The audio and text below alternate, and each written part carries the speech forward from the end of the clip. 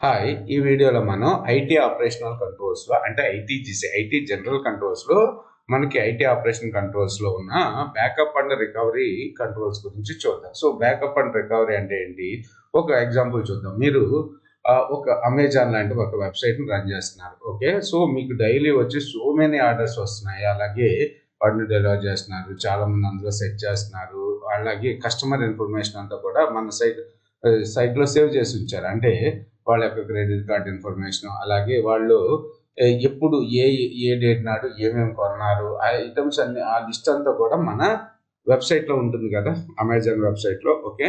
ఇప్పుడు ఏమైందంటే సడన్గా ఒక ప్రాబ్లం వచ్చి డిజాస్టర్, అంటే ఒక డిజాస్టర్ వచ్చింది అనుకుందాం, లేకపోతే షట్ డౌన్ అయిపోయింది, సర్వర్ షట్ డౌన్ అయిపోయింది, డేటా సెంటర్ అనేది పోయింది. ఇప్పుడు మళ్ళీ ఏమవుతుంది, ఇప్పుడు సడన్గా డేటా అంతా కూడా లాస్ అయిపోయినప్పుడు మనం ఎంత ఫాస్ట్‌గా డేటాని రీస్టోర్ చేసామో, అలాగే ఎలా మనం దాని బ్యాకప్ తీసుకొని ఉంచామో, సో అలా చేంజ్ మేనేజ్మెంట్ కంట్రోల్స్ వచ్చినప్పుడు లిమిటెడ్‌గా అంటే బ్యాకప్ తీసి పెడతాం కదా, మళ్ళీ చేంజ్ చేసాం వెంటనే బ్యాకప్ తీసే అలా వీటినన్నిటిని కూడా ఐటీ ఆడిటర్, ఇంటర్నల్ ఆడిటర్ ఏంటంటే చెక్ చేస్తారు. చెక్ చేసి అలా నార్మల్‌గా సైట్ షట్ డౌన్ అయింది.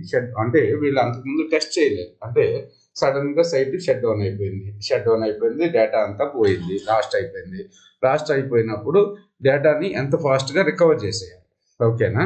సో, రికవర్ చేయడానికి ఇలాంటి ప్రొసీజర్ ఫాలో అవుతున్నారు. సో, వీళ్ళే షట్ డౌన్ చేసి చాలా ఫాస్ట్‌గా రీస్టోర్ అయ్యేటట్టు ఎలా టెస్టింగ్ ఎన్విరాన్మెంట్‌లో ఎలా టెస్ట్ చేశారు. ఓకేనా? ఇవన్నీ కూడా ఐటీ జనరల్ కంట్రోల్స్‌లో బ్యాకప్ అండ్ రికవరీ కంట్రోల్స్ వస్తాయి. ఎగ్జాంపుల్ చూసుకున్నట్టయితే, సో అలాంటి బ్యాకప్, అలాంటి ప్రాబ్లం వచ్చినప్పుడు డేటా లాస్ జరుగుతుంది. So without proper backups you risk losing your valuable customer information, orders and even financial transactions. This can lead to frustrated customers, damaged reputation and potential legal repercussions. Okay. So అలాగే extended down it is recovery procedure unclear or untested, it could take hours or even days to bring your website back online, resulting a loss of sales and customer frustration. Okay.